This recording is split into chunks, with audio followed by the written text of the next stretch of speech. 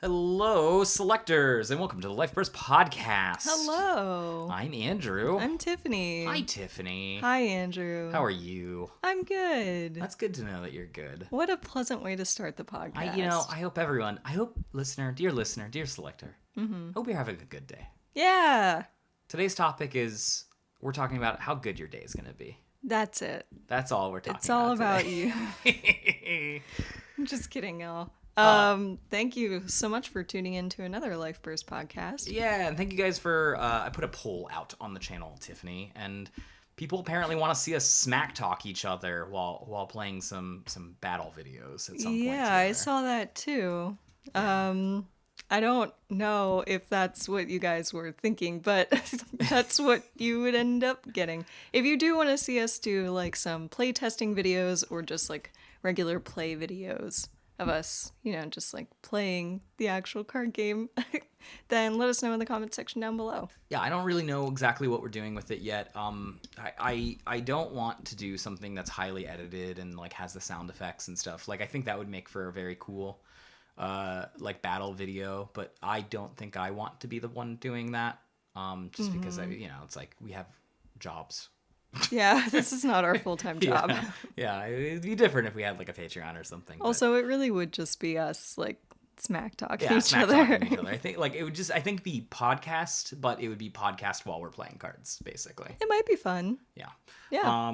But that's something we're doing. Also, people seemed interested in the lore videos. Yeah, I don't even know where we would start with the lore videos. Yeah, that's another thing. Guys, comment down below. Let me know what you guys are interested in seeing more lore of. Like, we did the Ancient Surprise stuff, and that's because we know a little bit of, like, Lovecraft stuff on the side. Little Cthulhu stuff, yeah.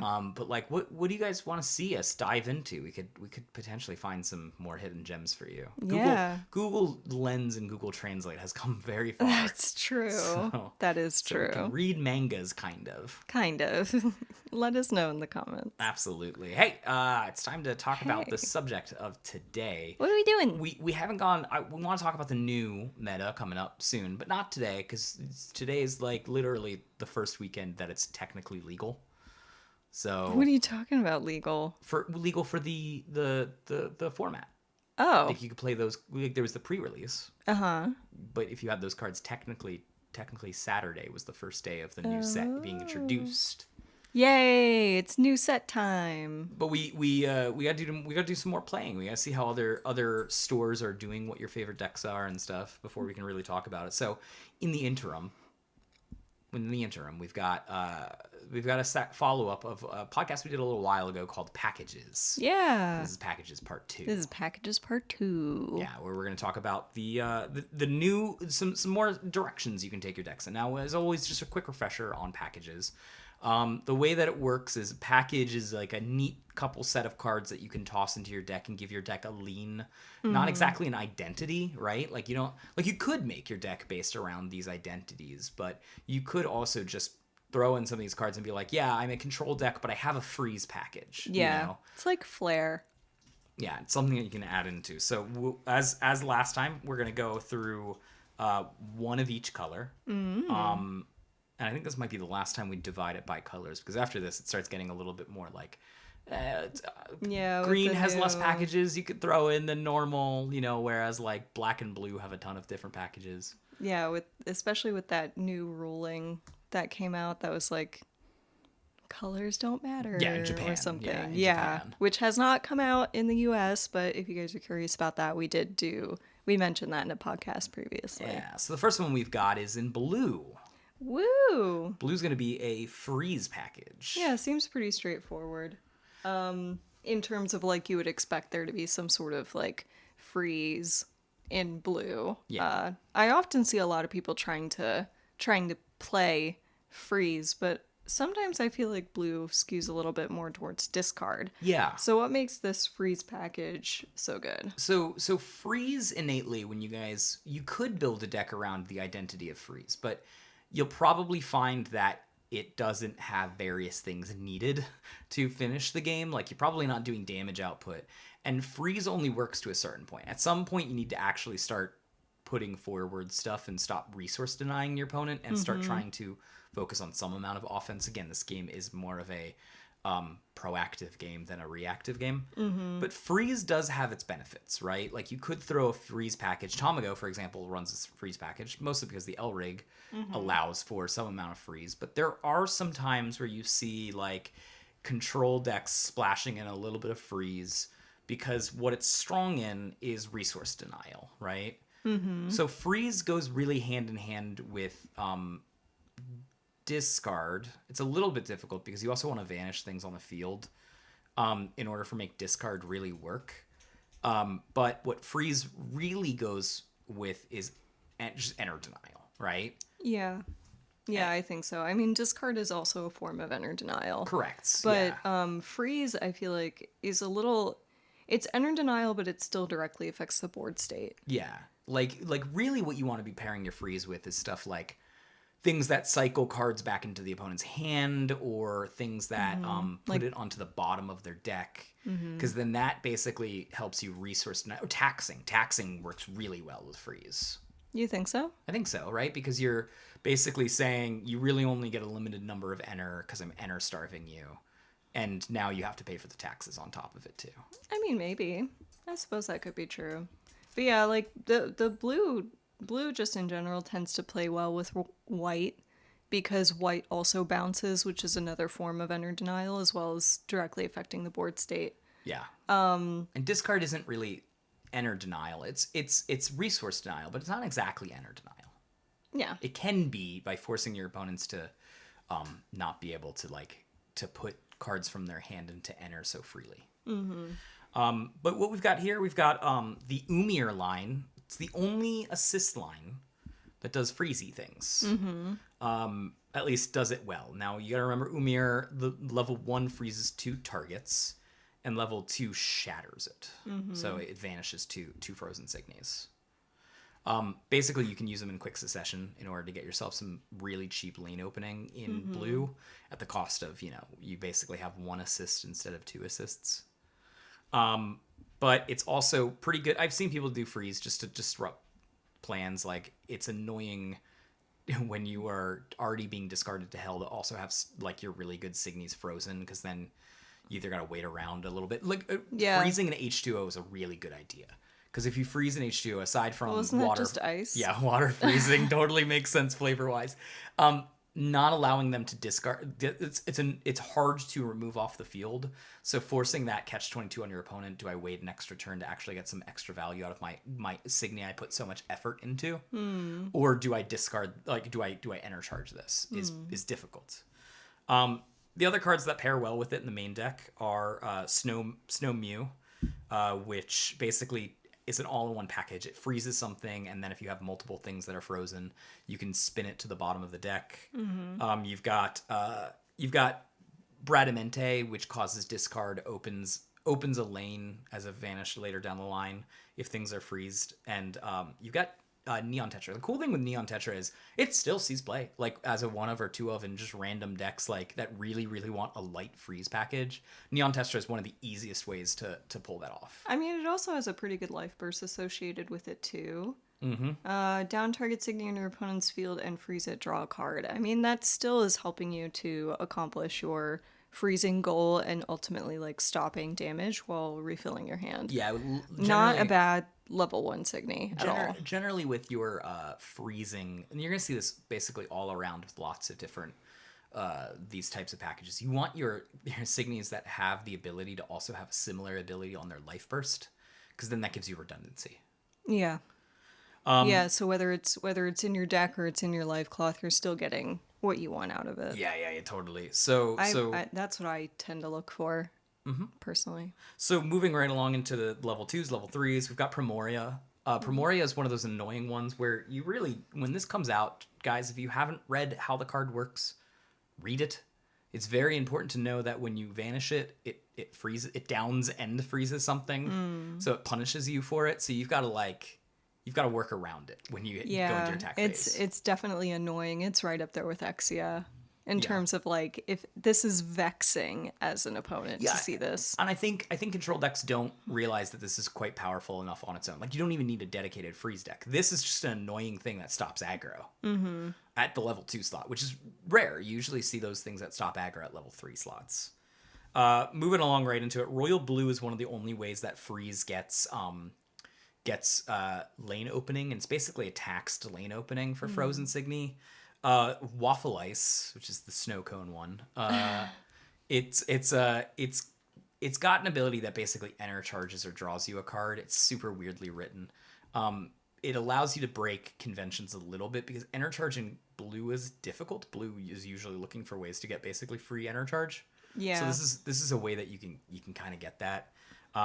Weirdly enough, in general, we're getting to a spot in the game where it's easier to have cards in hand than it is to have enter in the field. And Yes. that's not even thinking about the enter burn decks.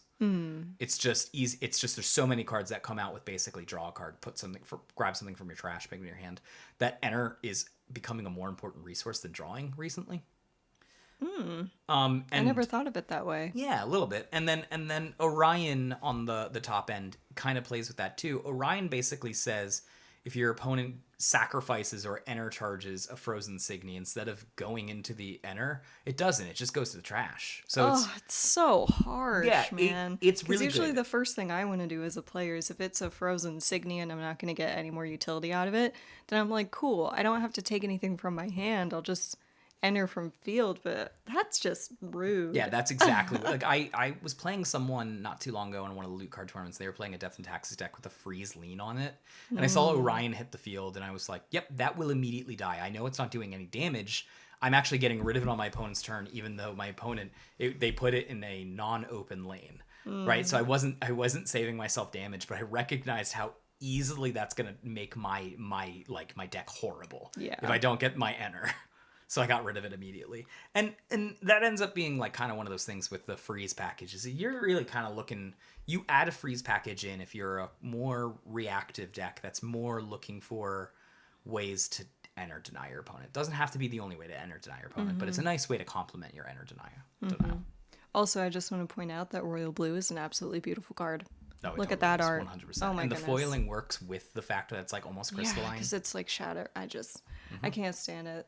I'm probably going to say that for a couple cards. You guys know I'm a little bit of an art nerd. Just a little bit. Moving into red. Let's move into red. That's sort of your color. What is it? Red Enterburn. Oof, man. I mean, honestly, ever since the Love It Center came on, we've like been waiting for Red Enterburn to like really start hitting the meta. Yeah. And I honestly think we're starting to see that now. Yeah, there well, are definitely cards to support this package if you want to like hit your opponent where it's really going to hurt. Yeah, and Yuzuki is a really good center to do that. I actually think it's one of the best Enterburn centers we've ever seen. But we didn't put centers on here. We just put things that you can put into your deck. Yes. So it's basically, these are packages that are like, I'm playing red. I probably can play this. You know? Yeah. But what I mean is that there seems to be more support, and it's with packages like this. Yeah. Let's jump into it. Yeah, so what are our cards? We've got starting with the piece go to the top. This was one of like the earliest instances that we saw of Enter Burn, and Yeah. I remember this card seeing a lot of play, and it definitely seems like it would be something that would really benefit you if you're trying to put this package in. What's really funny is Go to the Top has actually seen a huge resurgence in Japan right now because of their color change rule. Yeah. And Go to the Top, if you read it, right, it lets you find a Signy and puts it into your hand if you're level 3 or more, your opponent's level 3 or more. I can't remember which one it is. I'll just read it. You have to have a white and a red Lurig on your field. It's main phase use. Search your deck for a Signy, reveal it, and add it to your hand. Shuffle your deck after doing so. If your opponent's center Lurig, it's 3 or more, they choose and put 3 cards from their enter zone into their trash. Yep.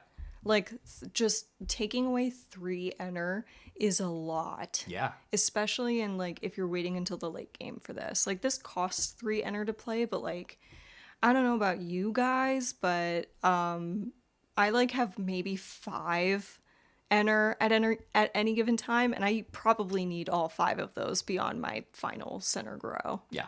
It is pretty expensive, but in the reason that it gets played often is in the Japanese meta has evolved to be a lot of hand discard.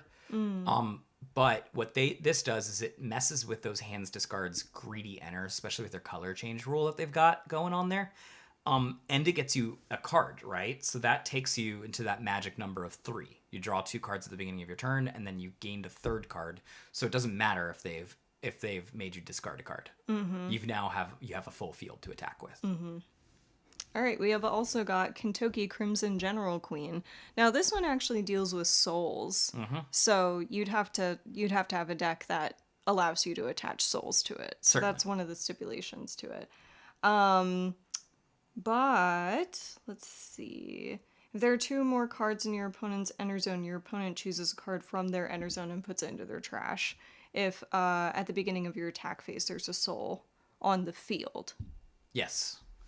And that's how that works. So those 2 are a little bit more hard to put in because they require you to have white or have a souls. Yeah, they have some use stipulations to them. Kentucky gets a lot of play though. Yeah. Like even if you're not using this as the Enterburn package, I still see this one all the time. Yeah, Assassin's a pretty good ability, but you've got the second slide has more cards in it that are more just like general red cards.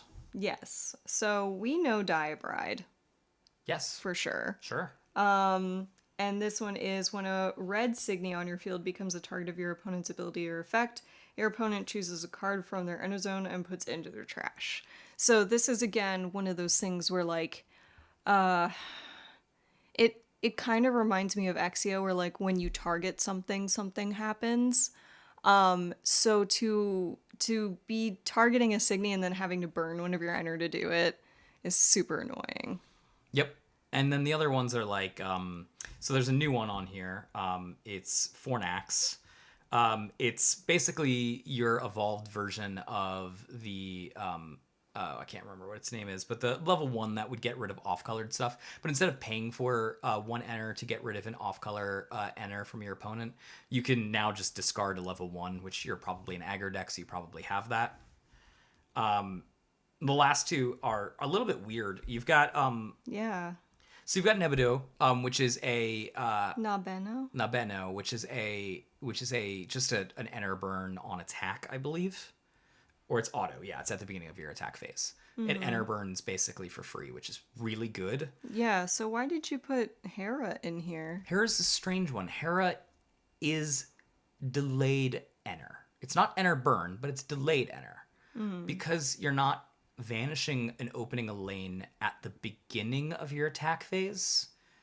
You're denying the opponent an enter going into that attack phase, which means that they can't, like, if they had 4 enter and not 5, they can't do the full Madoka clap. I see. This is like a timing thing. Uh-huh. So it's not like you're taking enter away, you're just delaying it. Yep. Got it. I see. Yeah, I wish that we saw more Hera play in general, because if you get the timing right on that, it can be really devastating. But you guys can see the direction that we're kind of going with the red Enderburn. It's very aggro and also not allowing your opponent to have any sort of resources to respond to you punching them in the face. Yeah, totally. All right. White draw. Look at this. We got a lot of Yuka on here. Yeah, so I put again the Elrig deck closer to the first slide here. So the Yuka basically says draw 2. That's its level 1, and then its level 2 is basically draw 2. I think you get to look at some amount. I can't remember off my top of my head. You have the big screen in front of you. All right, which one are you? The first one. Level 2. Level 2. Okay, sorry. So this is Yuka Pirara. Yeah. I don't know. You guys let me know how to pronounce this in the comment section down below.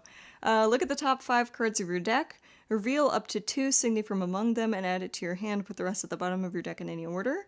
And until the end of your next enter phase, increase your center Larig's limit by 2. Yeah, so it's a weird one where it's the only time you can basically break the Elrig rules and be like, well, hello, I'm going to put out my level 3, my level 3, and my level 3. Which is cool, right? Oh. You can put down like Exia, and say, deal with it. Oh, God. That would just be rude. Yeah. Or you can do it. The place that I really like doing it is Atoms. And just being like, how do you like 3 H2Os? Or I also play Exia in there, so it's probably more like Exia and 2 H2Os. It's still nasty. That is nasty.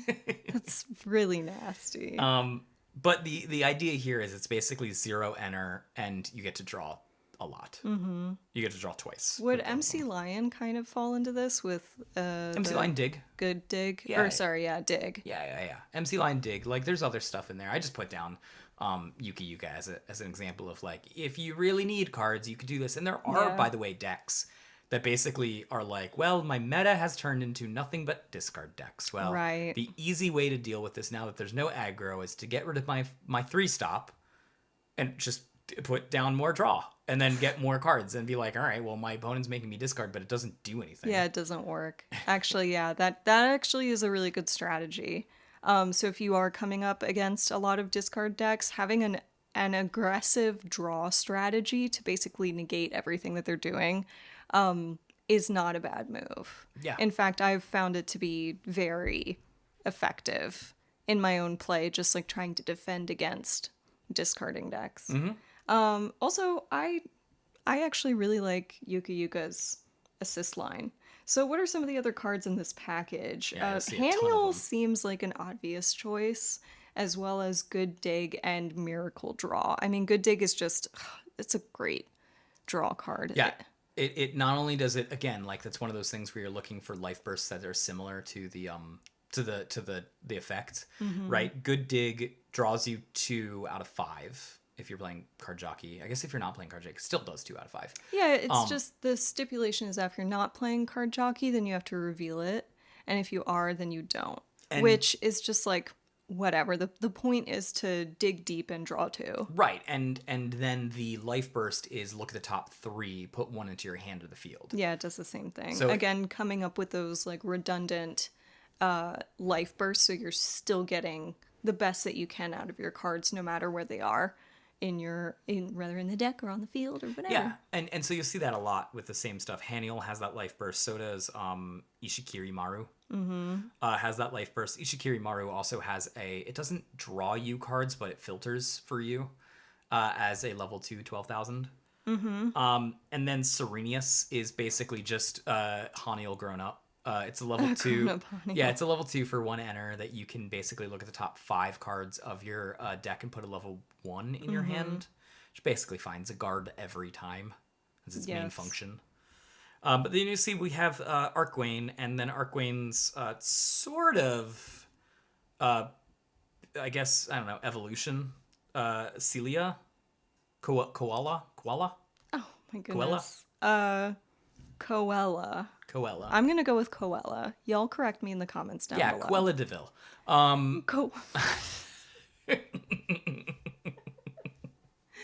Yeah. I think Koella DeVille is basically just Arcwane, but probably better. Ooh, hot take. I know, hot take. But it does the same Arcwane effects. But it doesn't have to get Signy. I think it could get anything if I'm reading that right. Let's see. Arcwane says, look at the top 3 cards of your deck, reveal a Signy from among them, and add it to your hand. And then Koella says, look at the top 3 cards of your deck, add up to 1 card from among them, and add it to your hand. So that's yes. important. Yes. And then just like its other abilities are really good for an annoying, white deck where you're putting out annoying level 3s that your opponent doesn't want to see. This is one of those. So it's just you've got the world is your oyster. I've become a little less hot on Good Dig and a little colder on it because I like Miracle Draw more now than I like it.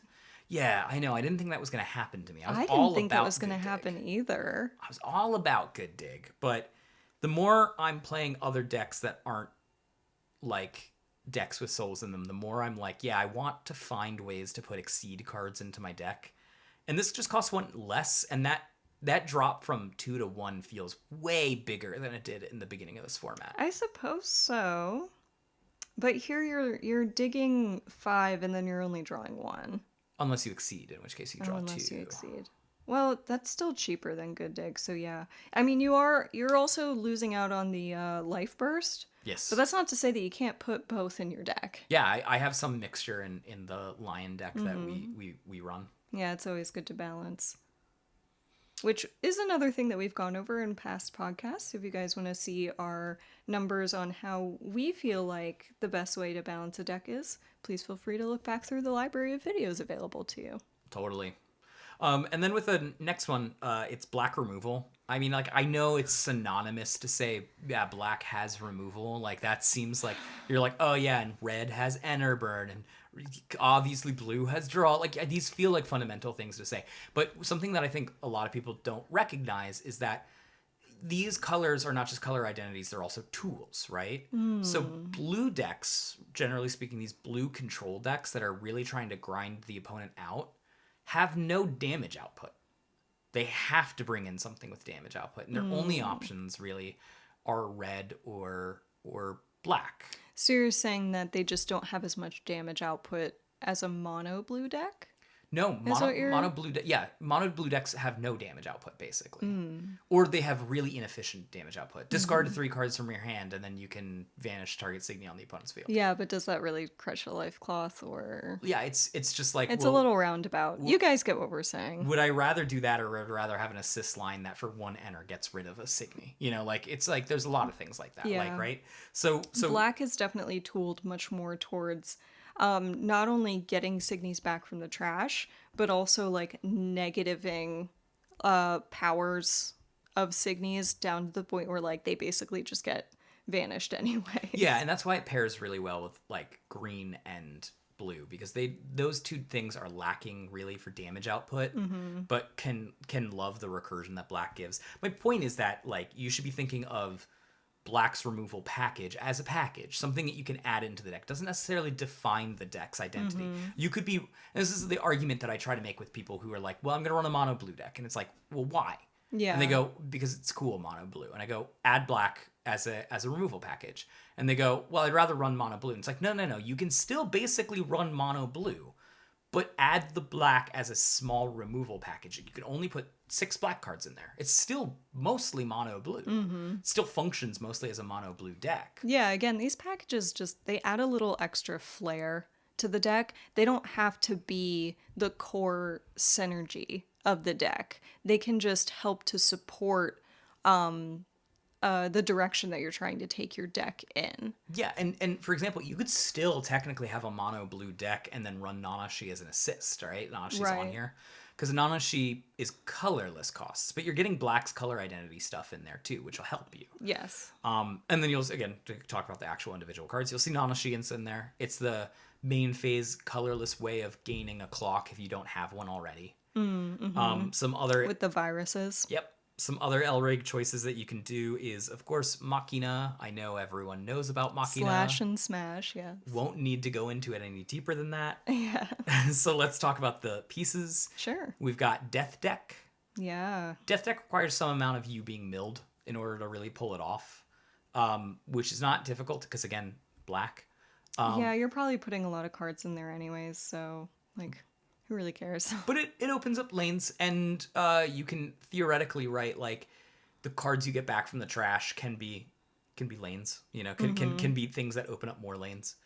And it's the same deal with what do you call it? Miasma Labyrinth. Miasma Labyrinth, yeah. That's a Japanese version of the card. Whoops, it snuck in there. Whoopsies. Well. Miasma Labyrinth also opens up a lane and brings a card back to your hand. That card can probably be more removal if you needed it to be. So it's just like, it's more ways. And then not to mention, they both do mill, and mill can technically count as damage. Yeah, so if you deck out your opponent, it's going to remove a life cloth. Right. So when I say black removal, it's also damage that I'm talking about. Yeah. Going more into the main deck. Yeah, there's quite a few cards on here. Oh my goodness, is that Ereshkigal? Ereshkigal is in there. Why on earth did you put Ereshkigal in here? It opens lanes. I mean, yeah, but... For no enter cost. It's amazing. Oh my god. Yeah, sure. You don't have to pay any enter. Oh, okay. You just need to pay two life cloth. 2 life cloth. Oh my god. Oh. Hey, it's technically a way to splash in lane opens. I'm not crazy. I mean, you're not. And the life burst also helps with that as well. Being a target Signy in your opponent's field gets minus 10,000 power until end of turn. I mean... Guys, there's nothing better than having the opponent basically go in for their first Signy attack with all of your lanes open. They hit an Animirage. You use Animirage to bring back an Arash and then kill the other board wipe and go, thanks. Oh my Or goodness. can you imagine Trigger Victory hitting that? That is risky business. I mean, that is a fun one to play, but it's risky business. Yeah. But yes, this does absolutely add to the black removal package. We've also got Dark Energy, which we've had in the format for a long time, and Fragarash. Fragarash, I feel like people slept on for a really long time, Yeah. but it fits very well in this package. It's awkward. One enter for negative 2,000 is you kind of have to hit negative 3,000 to hit the number that you're really looking for, which 2,000 doesn't quite hit. But Fuyuki is one that I think people sleep on. Fuyuki is free, enter ability negative 1,000. And 1,000 is not killing anything. So why am I saying that Fragarash is bad, but Fuyuki is good? It's Maybe because if you play them together. you could play them together, but there's also a lot of things where it's like you're doing negative 6,000 and like you just need that extra 1,000 and Fuyuki does it for free. Yeah, And also so. fills the lane. So like It's also a level 1, which means that you can play this all the way until the end of the game. Yeah. Because it's only a level 1. It's not going to break your limit. yeah, and like also like for example, H2O is 13k. Dropping that to a 12k can make it more That's manageable. much more manageable. You are right. You got Dark Energy, which does negative 5,000 and is basically a rebate because you kill something with it, then you get your enter back. You get to enter charge one. Yes. And then you got a fleet of spells, and I'm counting Animirage as a spell because it's a Rise Signy. Very bold of you. That you've got Enervating Melody, Digger, and also Animirage. All these cards do some amount of negativing for basically an enter. It is worth mentioning, right, that if you look at this, you realize it's all leaned towards the late game. Yes. And Black's removal, generally speaking, leans a little bit more late game than early It's game. definitely a build-up effect, especially if you're additionally building your trash and you're essentially using your trash as a extension of your hand. Then this also plays very well because you are removing your opponent's stuff while you're also refilling your Right. own, which is why we say like this probably wouldn't be your entire deck, Right. but it's certainly something that you should consider adding to it. It's also something worth mentioning because it's so late game that if you are looking for more early game damage, maybe this package isn't the right way to go. Maybe you want to lean more red because you're like, oh, It's a well, little I faster. got a little faster removal, right? Yes. Yeah. So what about Modem? Modem, you mean M-Odem? M-Odem or Modem. So Modem's interesting, right? Like I've gotten to where I'm evolving in our deck building for the Life Force podcast is free is better, which Free is better. yeah, which is just it's true.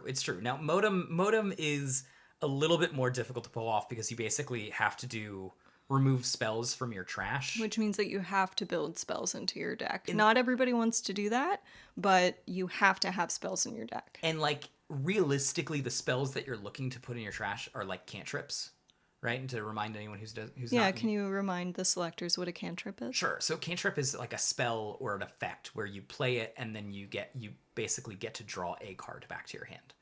So Haniel could be considered a cantrip, right? Miracle Draw could be considered a cantrip because you get a card back. Right. You can get multiple cards back. It doesn't have to be one, but I'm just saying like you at least get the price of your admission somewhat refunded back. And so like the best cantrip in the format is Random Draw.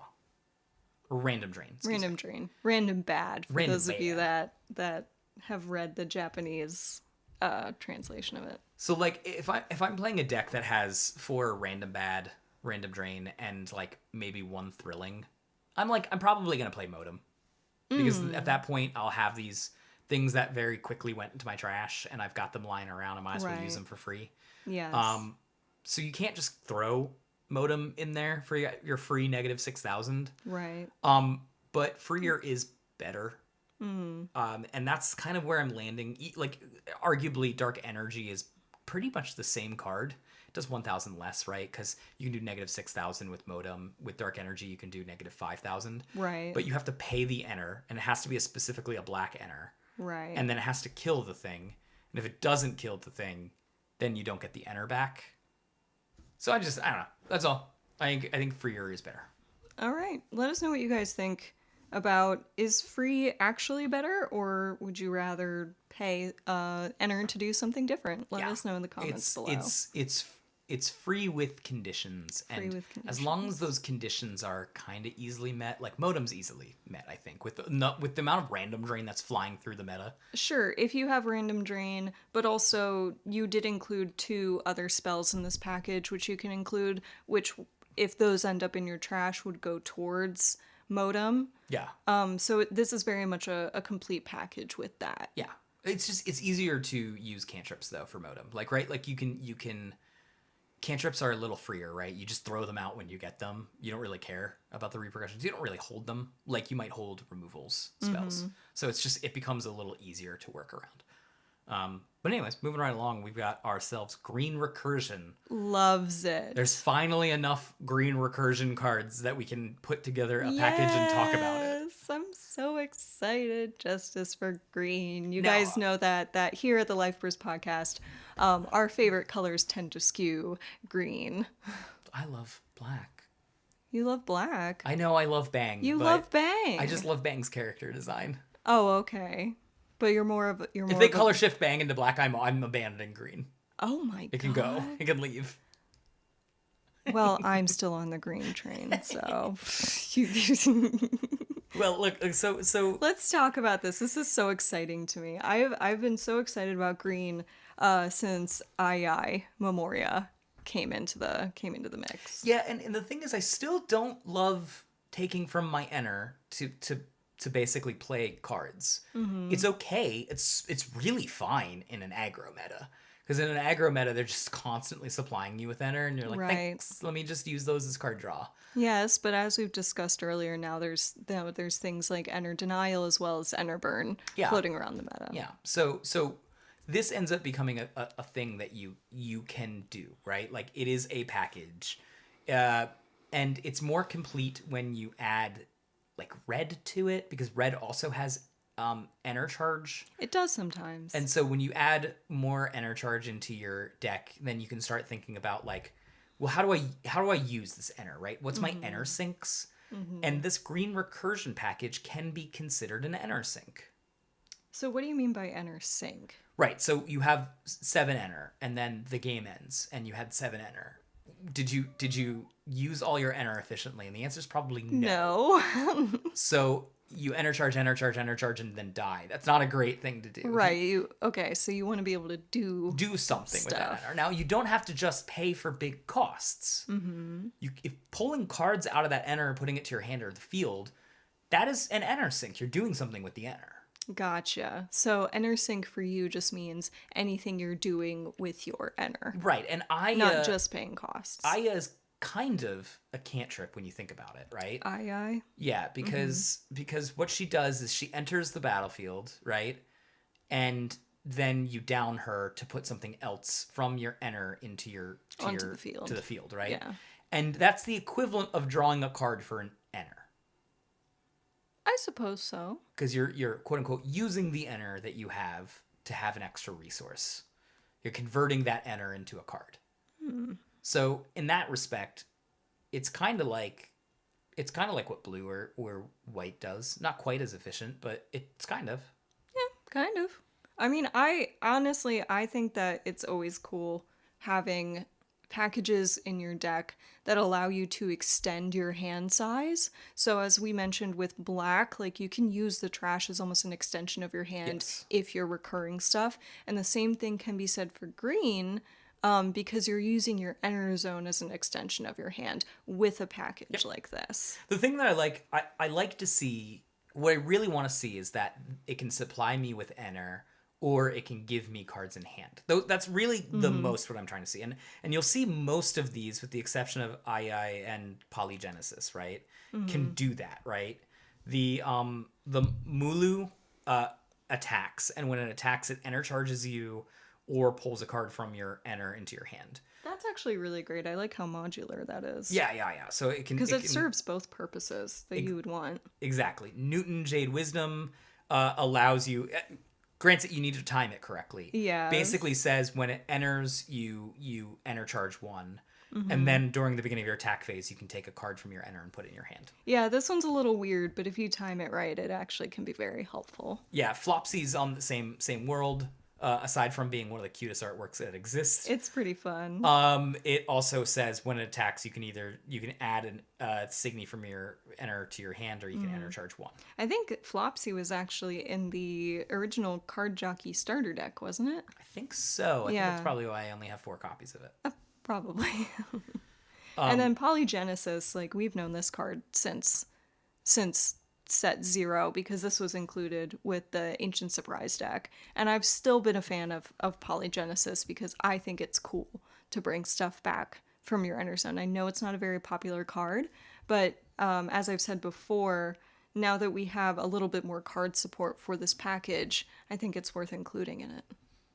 Yeah, I think it's an option. I think if you were going spells heavy, that might be an option that you want to consider instead of the other Signy option. But it costs 2 enter, right? You get the card back from your enter zone, and you also have to pay an enter. So it's a little more expensive. Sure.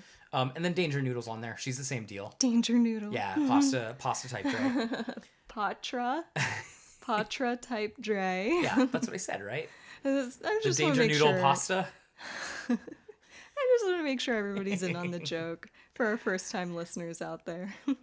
So she's in the same boat. She got to pay enter to get stuff out of your enter zone, but she still gives you recursion effects. Yes, and then also if you want the better version of her recursion effect, you got to splash black. But it's still good. It's still good. Yeah. I mean, honestly, I think that this is a package that I think you would include this in other decks. I don't know if you would want a heavy green with this package in it and then splash another color. What do you think? Yeah, like I think you're right. Like I said earlier, this is one of those things where if I have a lot of enter to work with, this is a consideration to use as one of my enter sinks that I could roll with.